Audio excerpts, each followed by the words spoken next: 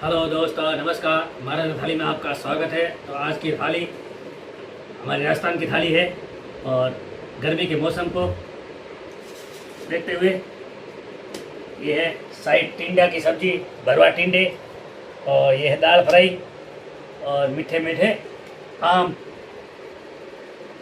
और छाछ, सलाद में मिर्च है। तो टेस्ट करते हैं शाही टिंडे की सब्जी, रेस्टोरेंट में बनती है।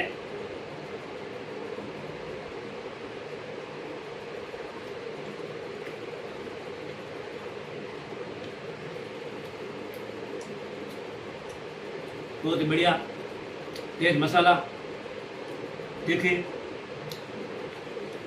और यह है दाल फ्राई।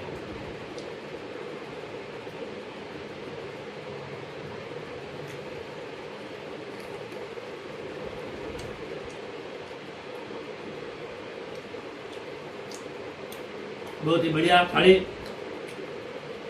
राजस्थानी।